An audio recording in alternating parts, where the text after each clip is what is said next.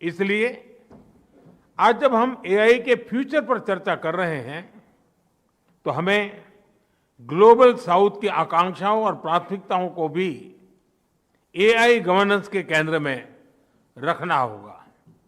Excellencies, युग चाहे कोई भी रहा हो, एथिक्स हमेशा ही चर्चा के केंद्र में रहा है। अंतर बस इतना आया है कि पहले अनएथिकल बिहेवियर का दायरा बहुत छोटा होता था, लेकिन एआई में इसका दायरा असीमित है, अनलिमिटेड है। इसलिए एआई के लिए हमें एथिकल बिहेवियर और नॉर्म्स का दायरा भी असीमित बनाना होगा। एआई कंपनियों के सामने बहुत बड़ी जिम्मेदारी है। प्रॉफिट के साथ साथ पर्पज पर भी फोकस हो, ऐसे एथिकल कमिटमेंट की बहुत आवश्यकता है। व्यक्तिगत स्तर पर एआई हमारी लर्निंग, इंटेलिजेंस और इमोशंस को प्रभावित कर रही है। एक्सेलेंसी, एआई के एथिकल उपयोग के लिए मेरे 3 सुझाव हैं। फर्स्ट, डेटा सॉवरेनिटी को रिस्पेक्ट करते हुए एआई ट्रेनिंग के लिए एक डेटा फ्रेमवर्क बने।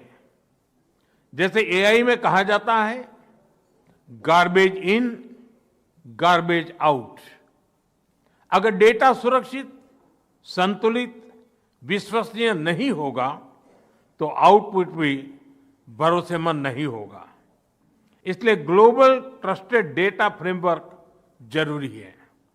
सेकंड, एआई प्लेटफॉर्म अपने सेफ्टी रूल्स बहुत क्लियर और ट्रांसपेरेंट रखे। हमें ब्लैक बॉक्स के बदले ग्लास बॉक्स अप्रोच चाहिए, जहां सेफ्टी रूल्स देखे और वेरीफाई किए जा सके। तब अकाउंटेबिलिटी भी क्लियर होगी और बिजनेस में एथिकल बिहेवियर को भी बूस्ट मिलेगा। थर्ड, एआई रिसर्च में पेपर क्लिप प्रॉब्लम का उदाहरण दिया जाता है। अगर किसी मशीन को सिर्फ पेपर क्लिप बनाने का लक्ष्य दे दिया जाए तो वह उसका एक काम के लिए दुनिया के सारे रिसोर्सेज को दांव पर लगाकर भी वही काम करती रहेगी। इसलिए एआई को क्लियर ह्यूमन वैल्यूज और गाइडेंस की जरूरत है। टेक्नोलॉजी पावरफुल है, लेकिन डायरेक्शन हमेशा मानव ही तय करेगा। फ्रेंड, आर्टिफिशियल इंटेलिजेंस एआई की ग्लोबल जर्नी में एस्पिरेशनल इंडिया एआई की बड़ी भूमिका है और अपने इस दायित्व को समझते हुए भारत आज बड़े कदम उठा रहा है। अपने एआई मिशन के माध्यम से आज भारत में 38,000 जीपीएस मौजूद हैं और अपने अगले 6 महीनों में हम 24,000 जीपीयूज और लगाने जा रहे हैं। हम अपने स्टार्टअप्स को बहुत ही अफोर्डेबल रेट्स पर वर्ल्ड क्लास कंप्यूटिंग पावर उपलब्ध करा रहे हैं। हमने एक एआई कोष भी बनाया है। इसके माध्यम से 7,500 से अधिक डेटा सेट्स और 270 एआई मॉडल्स को नेशनल रिसोर्स के रूप में शेयर किया गया है। फ्रेंड्स, एआई को लेकर भारत की दिशा स्पष्ट है, भारत का विचार स्पष्ट है। एआई पूरी मानवता की भलाई के लिए एक शेयर्ड रिसोर्स है। हमें मिलकर ऐसा एआई फ्यूचर बनाना होगा जो इनोवेशन को आगे बढ़ाए, इंक्लूजन को मजबूत करें और ह्यूमन वैल्यूज का समावेश करके आगे बढ़े। जब टेक्नोलॉजी और ह्यूमन ट्रस्ट साथ साथ चलेंगे तो एआई का सही इंपैक्ट दुनिया पर दिखेगा। अब मैं आपके विचार सुनने के लिए बहुत ही उत्सुक हूं।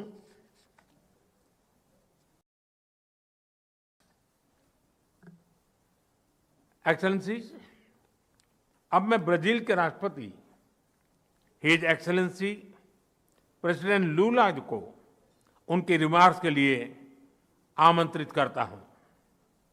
राष्ट्रपति जी, एक वरिष्ठ और अनुभवी लीडर के रूप में आपका नेतृत्व एआई में सहयोग बढ़ाने के लिए अत्यंत महत्वपूर्ण है। मैं आपके बहुमूल्य विचारों के लिए आपका स्वागत करता हूं और हमें आप संबोधित करें।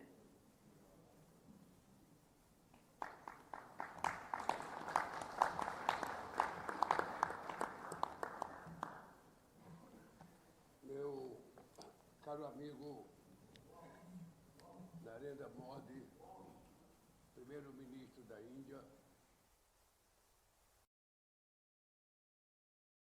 Meu caro amigo Narendra Modi, primeiro-ministro da Índia, senhores chefes de Estados, senhores chefes de governo. Para o Brasil, é uma satisfação participar da cúpula de impacto de inteligência artificial organizada pelo governo indiano, sendo esta a primeira ocasião em que se realiza no sul global. Aqui em Delhi, o mundo digital retorna à sua terra natal. Foram matemáticos indianos que nos legaram, há mais de 2000 anos, o sistema binário que viria a estruturar a computação moderna. Fazemos o caminho de volta para debater um dos maiores dilemas da atualidade. Nossas sociedades encontram-se em uma encruzilhada. A quarta revolução industrial avança rapidamente, enquanto o multilateralismo recua perigosamente. É nesse contexto que a governança global da inteligência artificial assume um papel estratégico. Toda inovação tecnológica de grande impacto possui caráter dual e nos confronta com questões éticas e políticas. A aviação, o uso do átomo, a engenharia genética e a corrida espacial são exemplos desse fenômeno. Elas podem multiplicar o bem-estar coletivo ou lançar sombras sobre o destino da humanidade. A revolução digital e a inteligência artificial elevam esse desafio a níveis sem precedentes.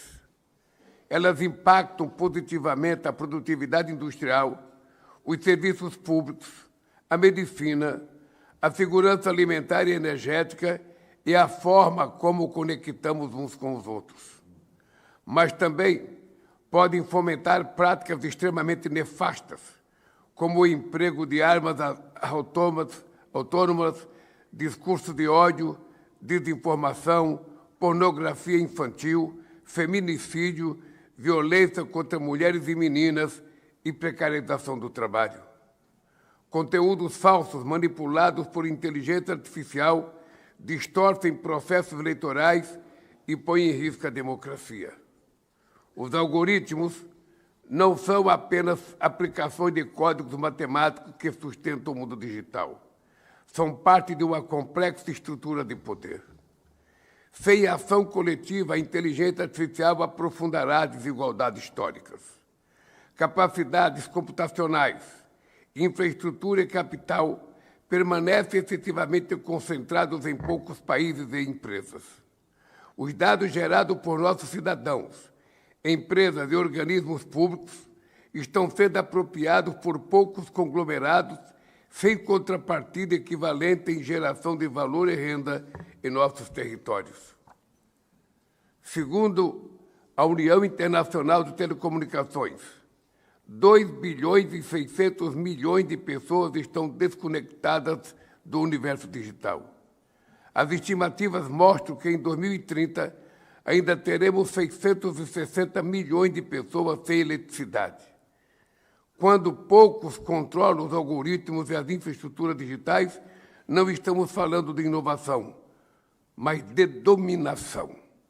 A regulamentação das chamadas Big Techs está ligado ao imperativo de salvaguardar os direitos humanos na esfera digital, promover a integridade da informação e proteger as indústrias criativas de nossos países.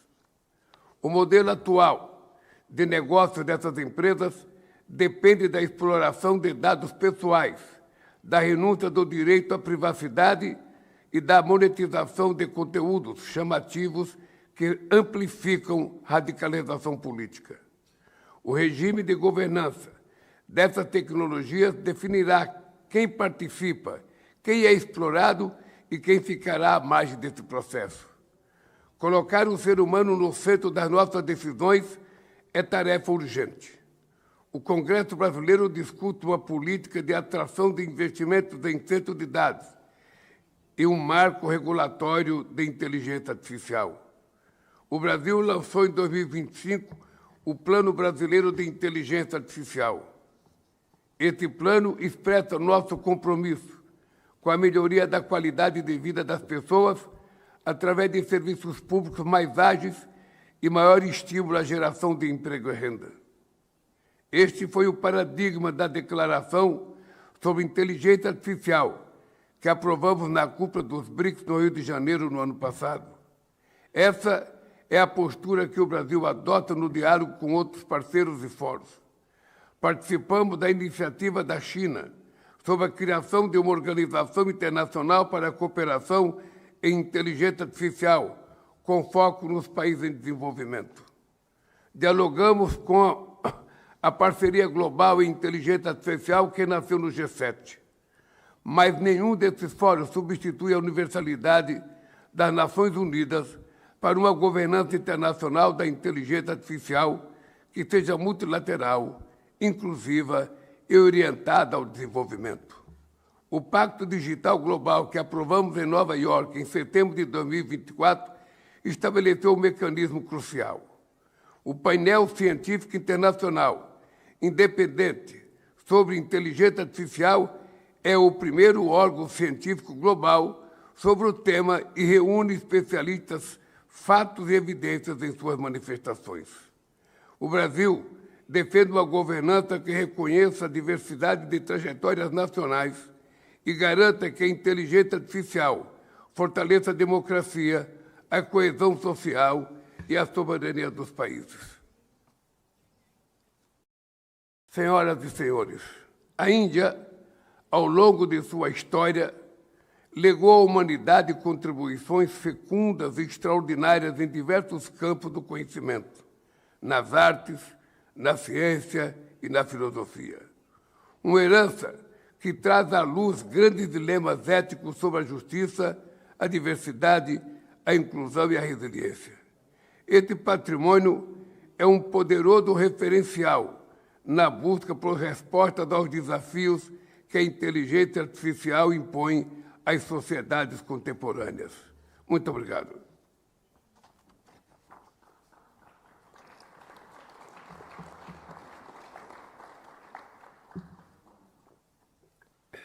बहुत बहुत धन्यवाद president लूला। आप सबसे request है, हमारा lunch साथ में ही करना है, तो आप सब लंच भी साथ साथ करते रहिए और उत्तम विचारों को भी सुनते रहिए। अब मैं एस्टोनिया के राष्ट्रपति हिज एक्सेलेंसी कारिस को उनके संबोधन के लिए आमंत्रित करता हूं। Thank you, Prime Minister Modi. Dear Excellencies, colleagues, ladies and gentlemen, we live in an era in which technology is evolving more quickly than societal rules and institutions can keep up with it.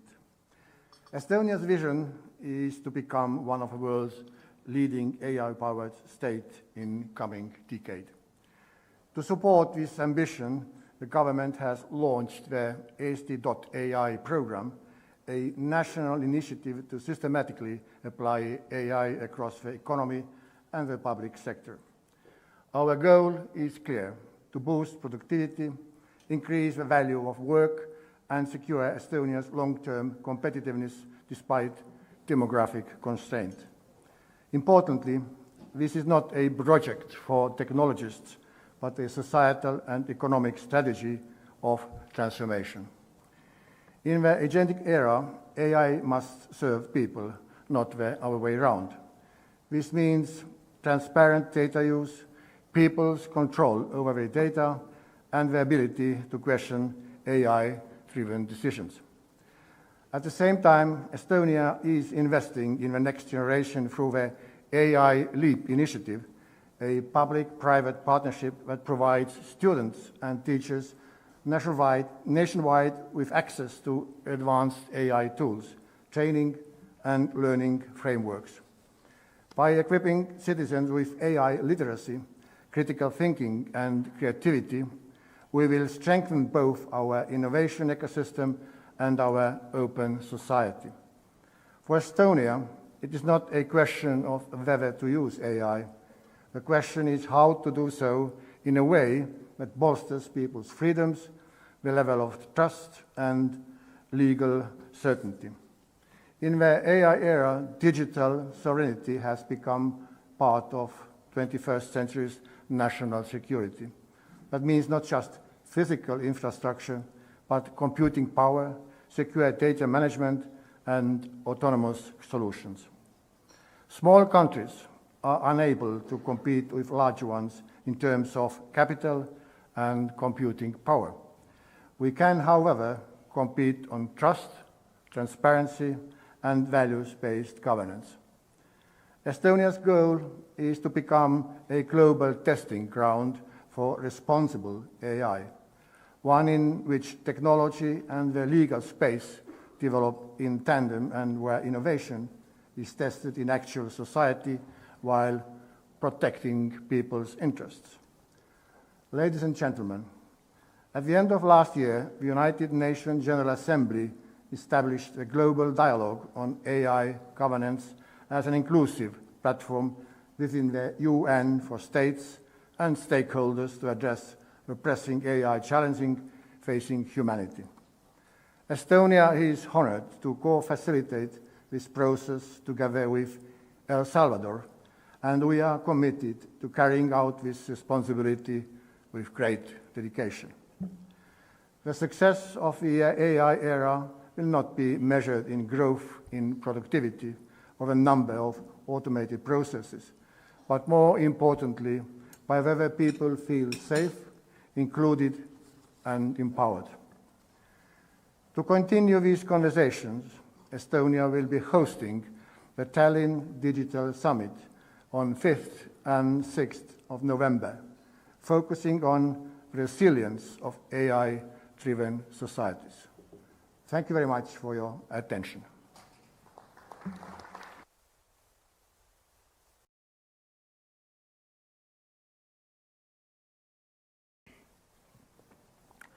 आपने अपने remarks में AI के कई महत्वपूर्ण पहलुओं को स्पर्श किया। इसके लिए आपका बहुत बहुत आभार। 24 फरवरी को आपका नेशनल डे है। मैं सभी भारतवासियों की ओर से आपको बहुत बहुत बधाई और शुभकामनाएं देता हूं। अब मैं सर्बिया के राष्ट्रपति हिज एक्सेलेंसी वुचिच को उनके रिमार्क्स के लिए आमंत्रित करता हूं। Honorable Prime Minister, dear friend Narendra Modi, Your Excellencies, I'll do my best to fit myself into proposed 3 minutes. And I've seen recently on Indian TV a big question, an important question for all of us, whether AI is becoming a savior or a killer. And I'm certain that nobody knows a proper response. But the real issue is that we'll all use artificial intelligence, we'll embrace it, and we'll have to do everything in order to secure that AI serve for our needs, for humanity needs, for people's needs, not vice versa. Speaking about hope and concern, as a prudent and cautious person, would like to emphasize the following. Nobel Prize winner Albert Einstein warned that technology can surpass our ability to use it wisely. Today we face the same question. Does our political capacity keep pace with the speed of technological development? Because artificial intelligence is becoming infrastructure, and infrastructure is always a political issue. Countries that control key digital infrastructure and technological platforms have the ability to set standards. Countries that depend on other systems adapt to rules they did not define themselves. That is why today's debate on AI is not about the speed of AI models or the volume of data. It is about who will have the capacity to make decisions. We are witnessing an unprecedented concentration of technological power. Several centers around the world are developing the most advanced models, possess the largest computing capacities, and shape standards that are becoming global. This is a reality we cannot ignore. But the key question is this: will this concentration of power become a permanent state in which a small number of shareholders set the rules for everyone else? If digital infrastructure remains closed within a narrow circle, the rest of the world will not only fall behind in development, its sovereignty will be conditioned by decisions made by others. Sovereignty in the 21st century is no longer solely a territorial category. It implies a state's ability to manage the data of its citizens, to understand and regulate algorithmic systems that influence the economy, security, and public policy, to develop its own experts and research capacities, and to make regulatory decisions without external pressure. Without this, political independence becomes merely formal. Serbia understands this. We are not a technological superpower, but we are not passive observers either. In recent years, we have strongly invested in research centers, education in artificial intelligence, and regulatory frameworks that follow technological developments. For us, AI is not a symbol of modernity, it is a matter of long-term stability. In a world where algorithms are used to manage financial flows, energy networks, logistics systems, and security analysis, a country that lacks its own knowledge and capacities becomes dependent on external assessments and decisions. Such dependence is unsustainable. It's around 3 minutes and would like to add just one sentence. Dear Prime Minister, I believe that all of us from all over the world should find a common denominator in tackling all the concerns about this big issue. Otherwise, I would rather be a part of that second camp that you were speaking about today morning.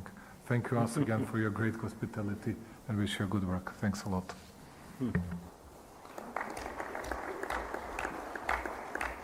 राष्ट्रपति जी, आपके सकारात्मक विचारों के लिए बहुत बहुत धन्यवाद। 15 फरवरी को सर्बिया का स्टेटहुड डे मनाया गया। इस अवसर पर मैं आपको हार्दिक बधाई और शुभकामनाएं देता हूं।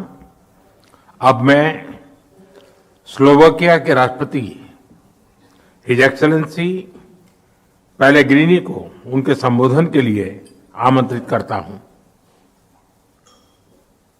Thank you very much. Excellencies, ladies and gentlemen, dear Prime Minister Modi, thank you for the warm welcome here in New Delhi. India shows the world an important truth. Technology can be built at scale and it can help real people. Slovakia is smaller, but we can move very fast. We are practical and we want to see real results.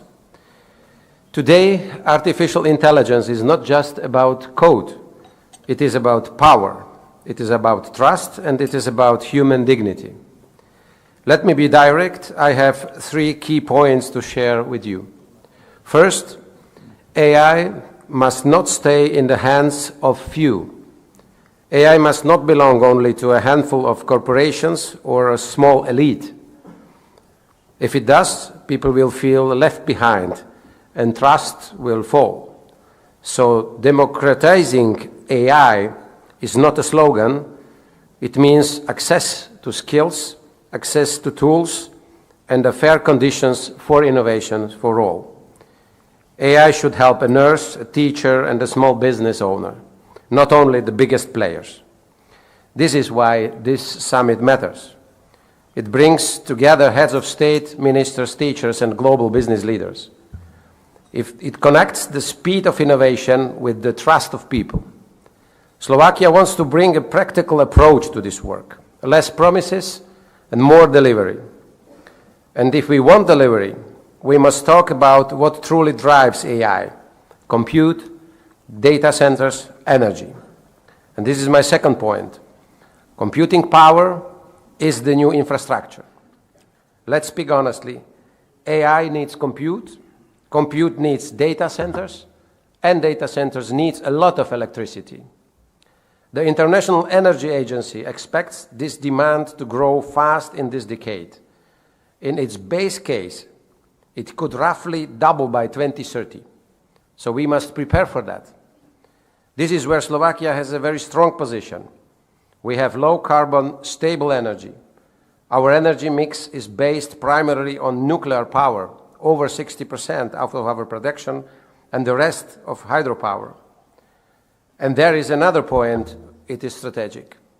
AI capability and resilience increasingly depend on where trusted compute is physically located and how it is governed. Sensitive data must stay under clear legal protection. That is why jurisdiction matters. And we are moving from talk to implementation.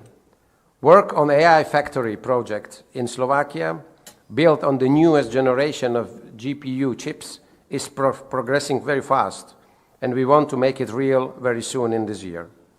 This places Slovakia among early movers in our region in building sovereign AI infrastructure. Instead of exporting electricity as a raw commodity, we want to turn our energy in niche into a digital export with higher value, and we want to build a local AI ecosystem around it. And now let me move on to my third point, education and real use, not just words. In AI, the world does not need more words. The world does not need more words. It needs results. Slovakia is building capacity to use AI in key sectors. We do it as a part of our digital transformation work and our AI vision work. In November 2025, Slovakia held the Bratislava AI Forum together with the OECD. It focused on AI and education, and it confirmed my belief: if we want safe and useful AI, education must lead the way. That is why I'm here today also with our Minister of Education, because we take this topic very, very seriously. We see clear areas with a real public value: healthcare. AI can support better decision and earlier detection. Education, AI can support teachers and skills for the future. Public services, AI can help services work faster and better. And we are building also compute at home. In November 2025, Slovakia launched the supercomputer with the name Perun as part of our national high-performance computing capacity. This computer gives Slovakia serious compute at home. It is built for AI, simulations, and big data. It can support projects such as training AI models, image recognition, and large language models. Ladies and gentlemen, AI can speed up processes, but responsibility must always remain with the human being. The future of AI will not be decided only by faster models. It will be decided by the character of our choices.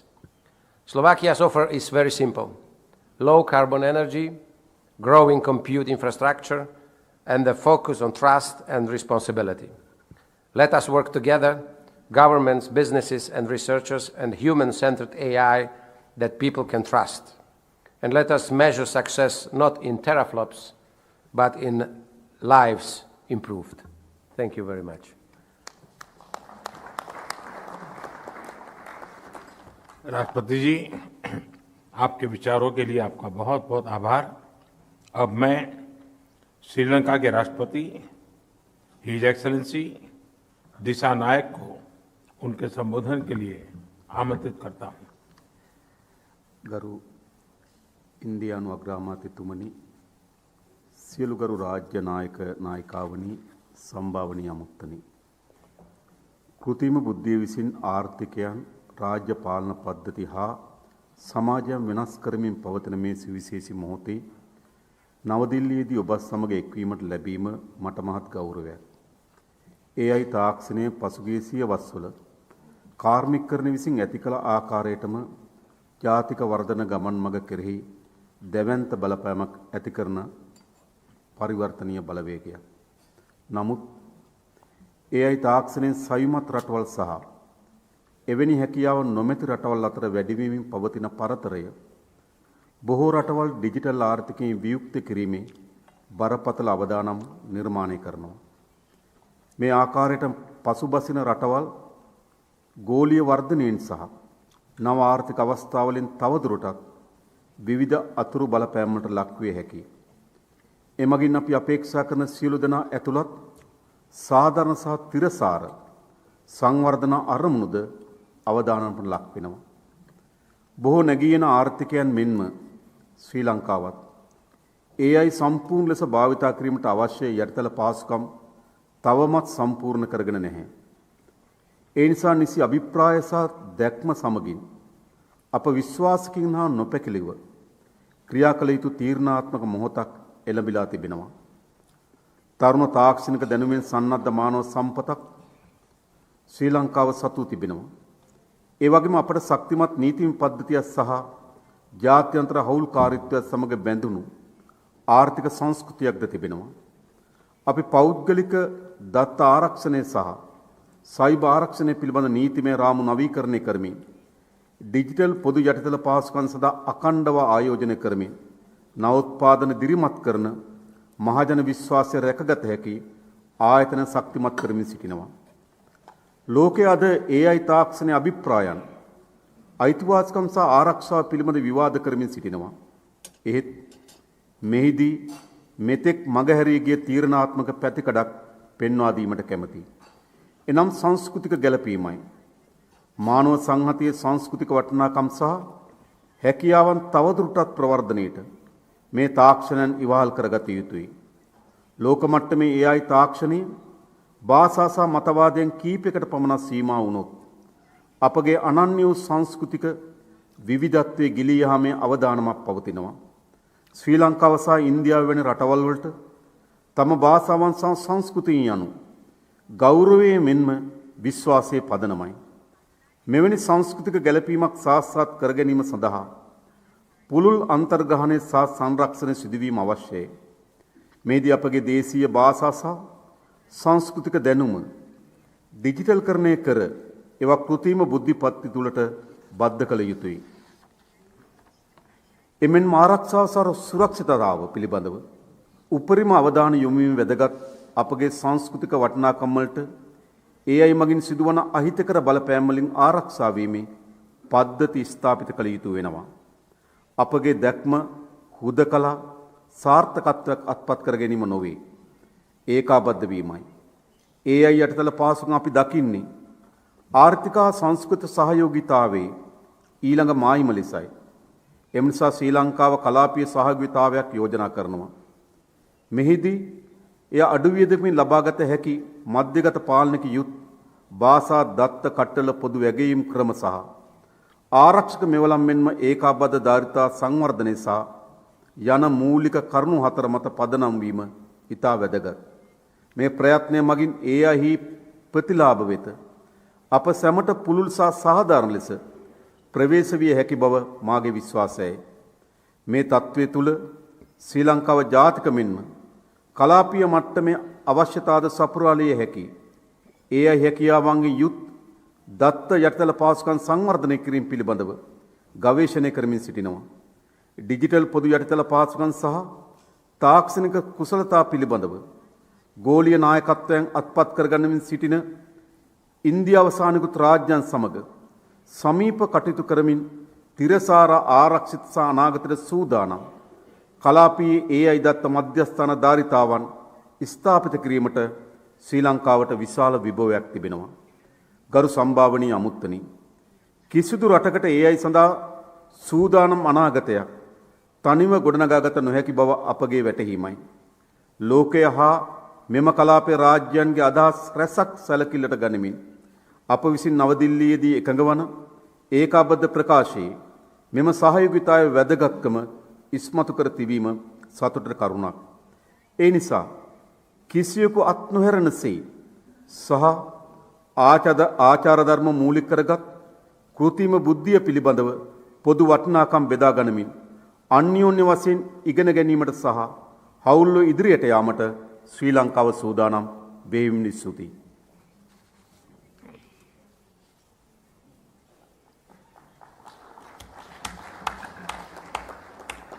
Excellency, AI के विषय में हम श्रीलंका जैसे पड़ोसी और मित्र देश के साथ जरूर मिलकर आगे बढ़ेंगे। आपके विचारों के लिए मैं आपका आभार व्यक्त करता हूं। अब मैं स्विट्जरलैंड के राष्ट्रपति हिज एक्सेलेंसी पार्मेला को उनके रिमार्क्स के लिए आमंत्रित करता हूं।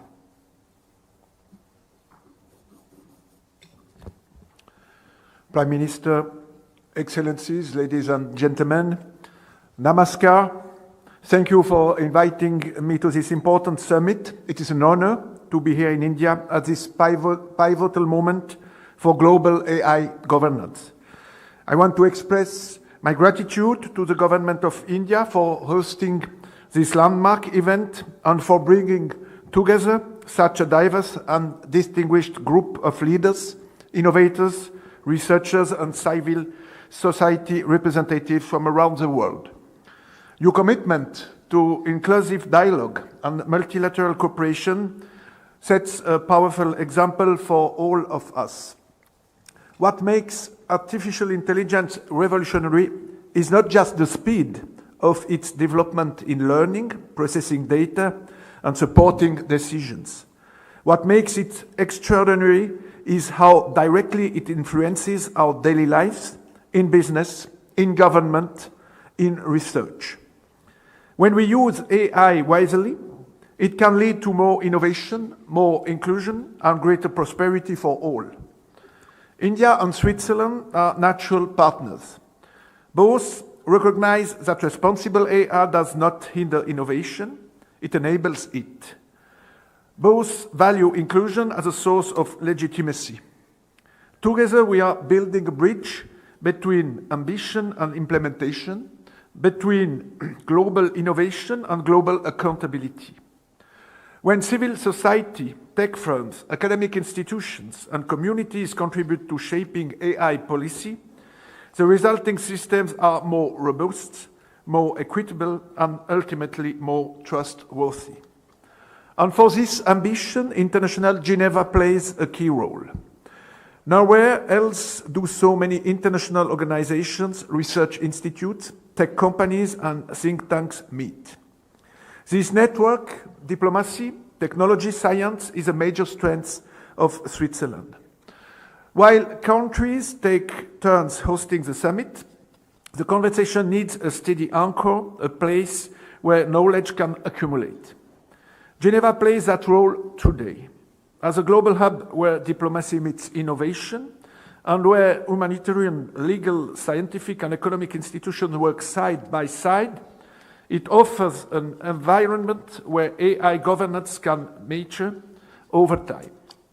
This anchoring power rests on an ecosystem that goes far beyond venues and institutions. Geneva stands at the epicenter of multilateralism, hosting the International Telecommunication Union and a remarkable array of specialized agencies advancing digital transformation. The International Committee of the Red Cross is a pioneer in digital humanitarianism and in addressing autonomous systems. The World Meteorological Organization harnesses AI for climate prediction. The International Labour Organization explores AI's impact on the future of work. The World Intellectual Property Organization addresses AI and intellectual property rights. Today, I'm pleased to announce that Switzerland is ready and committed to host the AI Summit in Geneva in 2027. From the previous summits in Bletchley, Seoul, and Paris to here in India and on to Switzerland, an arc is being drawn, a continuous journey leading to responsible AI governance. So Switzerland is looking forward to hosting the 2027 AI Summit in Geneva and to working with the subsequent incoming host of the 2028 AI Summit, the United Arab Emirates, as partner for the Geneva Summit. There is an ancient Indian philosophy that teaches us that we need a collective approach to achieve shared goals. Vasu Dainar Kutum Bakam. The world is one family. Dani Awad, thank you.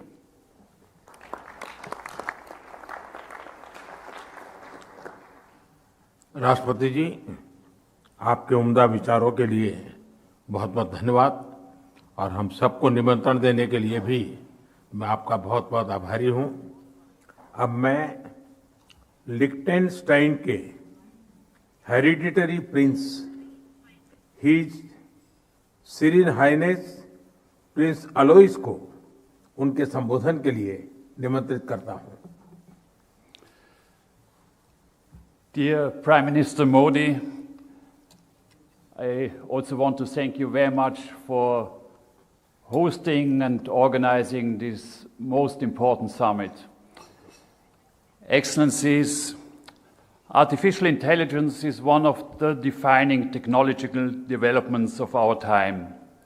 Yet, the question it raises extends far beyond technology, or as you, Mr. Prime Minister, said, it's transformational. It compels states to consider how responsibility, accountability, and trust can be upheld in a digital age. Technology progress moves quickly. It is measured in years or even in months. Institutional trust moves more slowly. It is built over generations. AI will test our ability to align these very different rhythms. For a country like Liechtenstein, thinking in generation is part of our political culture. We ask not only what is possible, but what is sustainable. Small states may not lead in scale, but we can lead in quality by fostering trusted environments, clear rules, and predictable frameworks where innovation can grow responsibly. Our experience shows that innovation and trust are not opposing forces. Innovation becomes sustainable only when it rests on the foundation of trust. Responsible governance plays a critical role in achieving this balance. AI brings meaningful opportunities, from better public services to new business models and enhanced cross-border cooperation. To harness this potential, we must ensure that AI serves humanity as a whole and aligns with our fundamental values. AI governance is a global challenge that requires global solutions. Cross-border collaboration is essential to ensure that the benefits of AI are shared broadly and not concentrated among few. Liechtenstein supports international cooperation to ensure that AI development is guided by responsibility and trust. We value open dialogue between policymakers, scientists, and industry to develop ethical and sustainable AI solutions. In this spirit, I thank India for convening this important summit and for creating the space for such dialogue. Excellencies, technology should never be an end in itself. It must serve the well-being of people and societies. The true measure of AI's success is whether it sustainably supports our societies today and the generations to come. I thank you.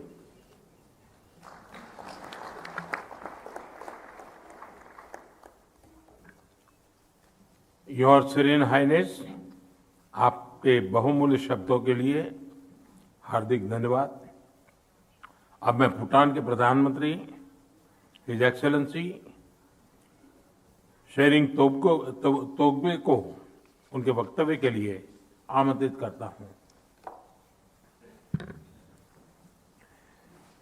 Your Excellency, Prime Minister Narendra Modi ji, Excellencies, ladies and gentlemen, Namaskar and Kuzuzangbo.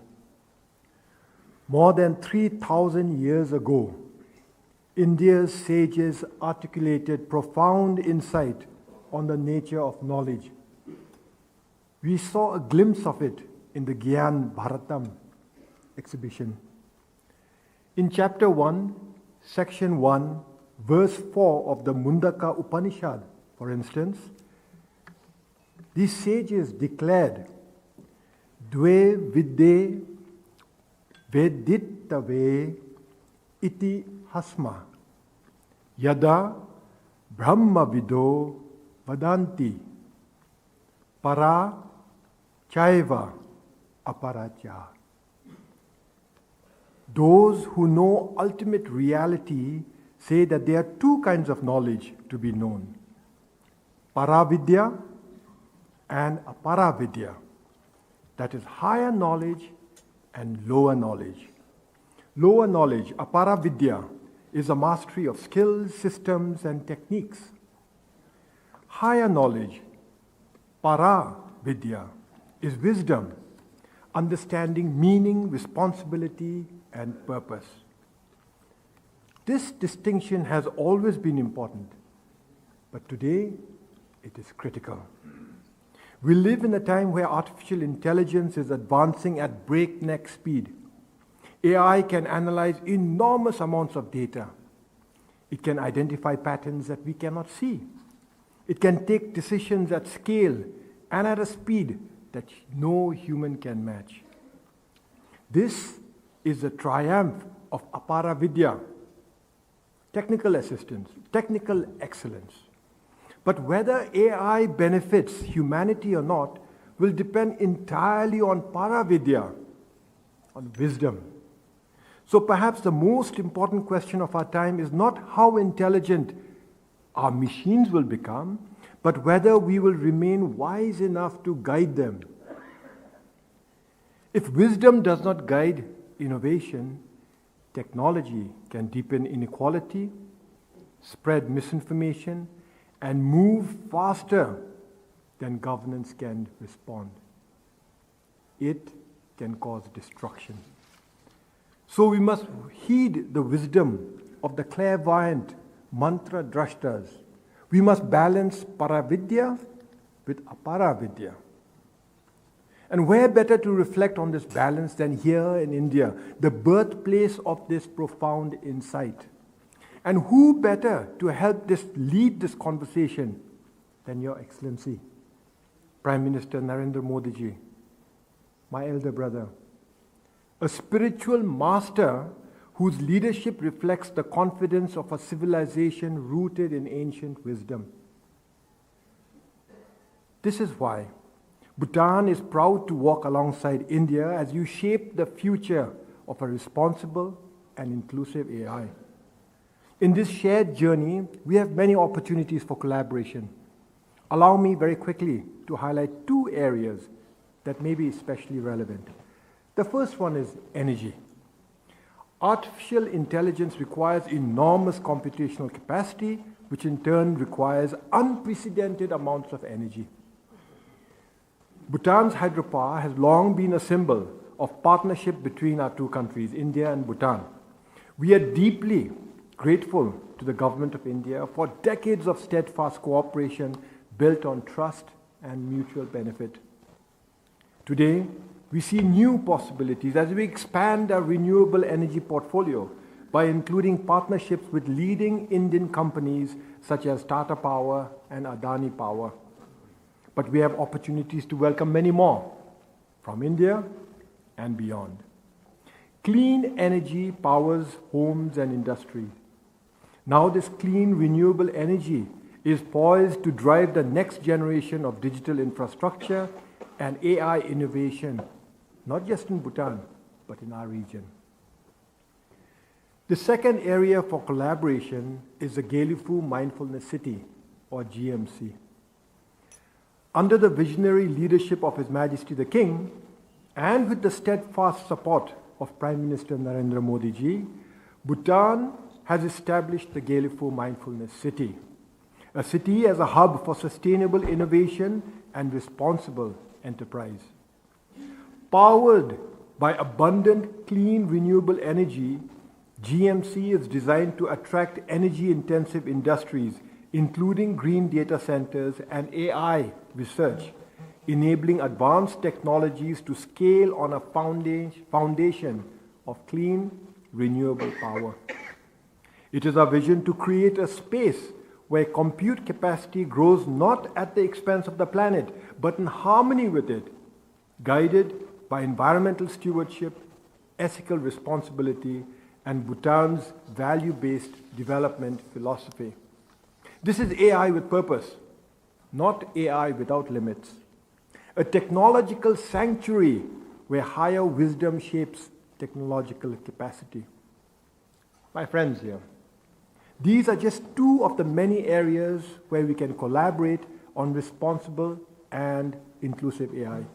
If you are interested to collaborate, let's meet here. My team, who you'll recognize by our national dress, my team will be happy to discuss green energy and data and AI compute center investment, design of Bhutan context SLM, sovereign compute and robotic platforms with you. And if we find that we are pressed for time, or if you're seeing this message online, especially to my Indian friends, this is a message especially to my Indian friends, come and visit us in Bhutan. If you need a personal invite, my email ID is ttopge@cabinet.gov.pt. Your Excellencies, the AI revolution will not wait for us. It will continue to move forward. The question is whether we shape it intentionally, guided by values of our ancient civilizations and the wisdom of the Upanishads, or whether we allow it to be driven by speed and scale without moral direction. History will not judge us by how advanced our technology was. It will judge us by whether that technology made our societies fairer, kinder, and more humane. And it is visionary and responsible leadership that ensures such progress serves all of humanity. I see this leadership in Prime Minister Narendra Modi ji. My elder brother, you are a Brahmavid. And as such, it is a privilege for Bhutan to stand by India's side as we embark on a journey together to realize the Mana vision for AI. A vision that will ensure that AI means prosperity for all, that AI means happiness for all. Thank you very much, and Tashidale.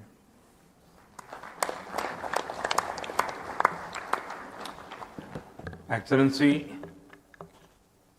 प्रधानमंत्री जी, आपके सकारात्मक विचारों के लिए आपका बहुत बहुत धन्यवाद।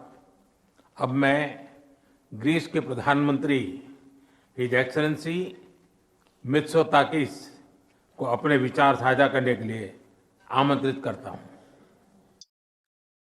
And making AI more accessible, something that India believes in, democratizing AI, AI for all is the theme of this summit as well. Do you think AI can become that accessible, particularly for a country as large as ours with 1.4 billion people? Yeah, in all kinds of ways. Unfortunately, the cost of inference for AI system has to come down to kind of become practical for the vast majority of the population in a country like India. Right now, the inference is just too expensive, and energy costs and things like that. It's mostly energy costs, actually. So this has to come down, but then it will play a role in education. AI will improve the quality of education, not degrade it. Once we figure out how to use it best, it will improve, agriculture and In everything else. healthcare, in particular. Healthcare, of course, right? I don't work at Meta anymore, but there was an experiment a couple of years ago or a year ago that was run by my former colleagues, where they gave smart glasses to Yes. agriculture, to farmers in India, and they could talk to the AI assistant to figure out, what is this disease on my plant, or should I harvest now, or what's going to be the weather, and Yes, I it think is those being things. used a lot in agriculture as well. That's right. It is assisting farmers to ensure that their produce gets better, they make right choices. But when you say about education, will AI assist education in terms of making students or youth of the country more literate, or will they become more AI dependent? Well, I mean, we're dependent on technology, right? I'm dependent on this pair of glasses, otherwise I don't see you. So that's been with us for centuries. Yeah, we'll be dependent on AI, of course, but AI will facilitate access to knowledge, and thereby kind of be a tool for education. I think the effect on society, might be extrapolated from what was observed in the 15th century, when the printing press started enabling the production of printed matters and the dissemination of knowledge, right? It had a huge effect on society worldwide, at least in countries that allowed it to flourish. And I think it's going to be a similar transformation with AI, of course, in the modern world. Just more access to knowledge. The internet played also a similar role, and I think this is just going to make people more informed, smarter, able to make more rational decision if it's deployed in the proper way. So, if you were to define this moment which we are witnessing in history, we are living it. How will you say it? Is it like the advent of electricity? Yeah, people have made that claim, They have made that claim, including yes. economists. It's the new electricity. I think it's more like the new printing press, really. But again, in the sort of this vision of kind of more dissemination and sharing of knowledge and amplification of human intelligence. But the impact on society and the way countries need to be run is very difficult to predict at this point. I'm sort of an optimist in the sense that I think societies will figure out how best to use that technology for the benefits of their population. While I am an optimist, nevertheless, I'm going to ask this question to you, Professor. Are we overestimating the change or underestimating what has struck us? So usually in technological shifts of this type, we are overestimating the changes in the short term and underestimating them in the long term. I think for AI, it's a little bit different because there's been a huge amount of hype and expectations that, the transition to human level AI, superhuman level AI, is going to be an event and is going to happen within the next few years. And people have been making that claim for the last 15 years, and it's been false. In fact, they've been making it for the last 60 years or 70 years, and it's been false. Every time in the history of AI that scientists have discovered kind of a new paradigm on AI, how you build intelligent machines, people have claimed, within 10 years, the smartest entity on the planet will be a computer. And that just proved to be wrong, 4 or 5 times in the last 70 years. It's still wrong. We're still very far from that. We're not very far. We're getting close, right? We're seeing the end of the tunnel. But it's not like, we're going to have super intelligent systems within 2 years. It's just not happening because of this gap. Like, where is the robot that can learn to drive in 20 hours of practice, like a 17-year-old? Even though we have millions of hours of training data of people driving cars around, we should be able to train an AI system to just imitate them. That doesn't actually quite work. It's not reliable enough. Okay, so let's try and wrap up this conversation with who gets to define intelligence now onwards. Will it be actually humans, machines, or both together? Probably both together, but mostly humans. Like we set the agenda, and the biggest difficulty is not to get fooled into thinking that a computer system is intelligent simply because it can manipulate language. We tend to think of language as the epitome of human intelligence, right? But in fact, it turns out language is easy to deal with because language is really a sequence of discrete symbols of which there is only a finite number, and that turns out to make things easy when you train a system to predict what the next word is in a text, which is what LLMs are based on. It turns out the real world is much, much more complicated. And it's been known in computer science for many years. It's called the Moravec paradox, after a roboticist, Hans Moravec. And so the company I'm building and the research program I've been working on for the last 15 years or so is intelligence for the real world. You know, how to deal with high-dimensional, continuous, noisy signal that the real world is, which your house cat is perfectly able to deal with, or a squirrel or whatever, but not computers yet. That's the big challenge for the next few years in AI, dealing with the real world. And that's the point of the company I'm building. So AI has to deal with the real world, or real world has to deal with AI? AI has to deal with the real world, the messiness of the real world, the unpredictability of the real world. All right. Thank you so much for this conversation, Thank you. Professor.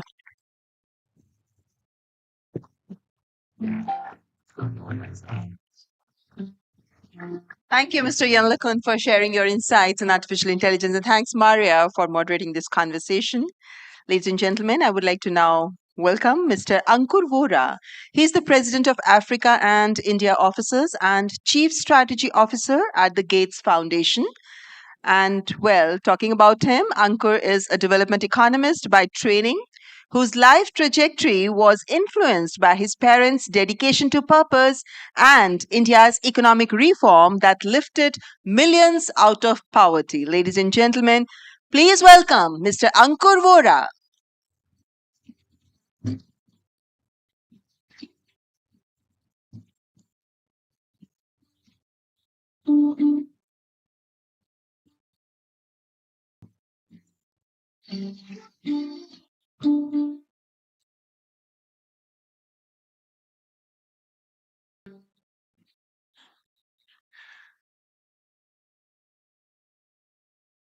Thank you, Honorable Prime Minister Modi, for hosting this summit.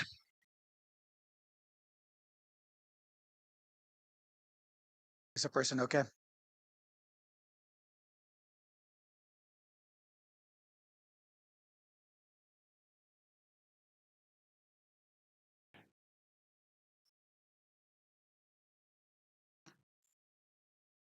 Thank you, Honorable Prime Minister Modi, for hosting this summit. India's leadership on AI is remarkable. It is fitting that India is hosting the first major international AI summit in the global south. I grew up in Gujarat, watching my parents serve patients at a community health hospital. I joined the Gates Foundation in 2013, inspired by the mission that every person deserves the chance to live a healthy and productive life. Earlier this year, I stepped into a new role, overseeing the foundation's work across our Africa and India offices. I never imagined that I would stand on a stage like this, at a moment like this, speaking about technology that may shape the future of billions. I feel humbled by this opportunity. Many people predict that AI will help the world be better for everyone. Others predict it will only benefit the privileged few.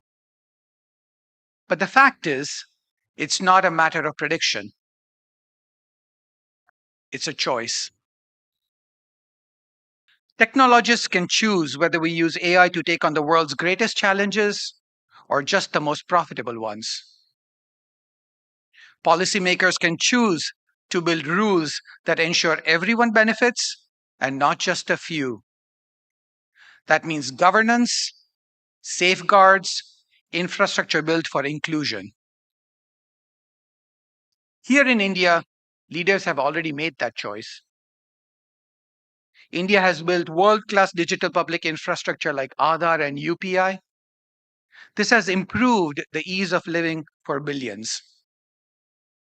India is investing in Bhashini and AI Kosh to ensure languages and high-quality data sets are no longer a barrier, and innovators do not have to start from scratch. During its G20 presidency, India strengthened global consensus around using AI responsibly and for good. Because of these choices, low-cost, open-sourced AI tools are ready and improving lives already. AI is not a leap into the unknown for India. It is the next chapter in a journey of building solutions that serve everyone. If the world follows this approach, AI could possibly compress progress of the next 20 years into 5. That progress means fewer children dying from preventable causes, fewer women dying in childbirth, more infectious diseases eliminated, millions rising out of poverty. If we step back, the real test of AI is simple. Will it help make people's lives better? That fundamental question guides how we think about our work in health, education, and agriculture. Since 2000, the world has cut child deaths into half. That represents millions of lives saved. Within our lifetimes, we could see the end of preventable child deaths. We look forward to his insights on the evolving role of artificial intelligence. Mr. Sundar Pichai.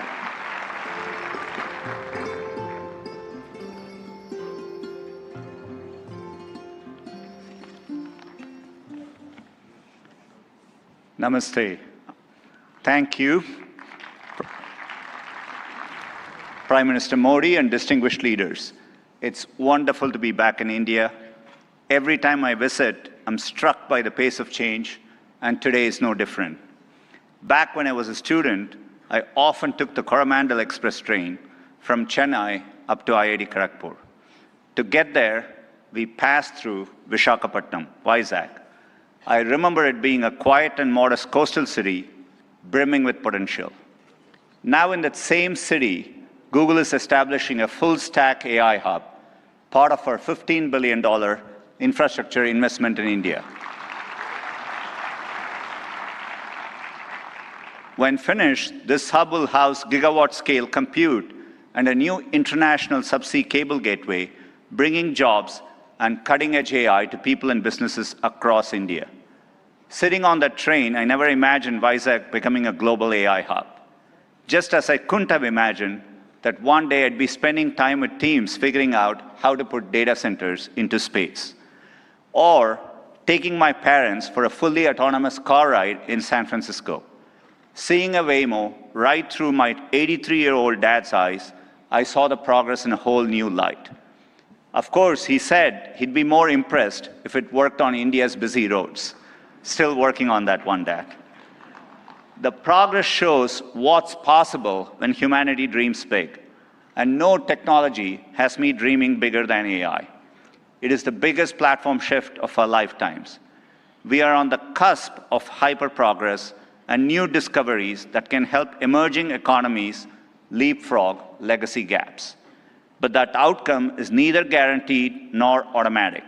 To build AI that is truly helpful for everyone, we must pursue it boldly, approach it responsibly, and work through this defining moment together. Why bold?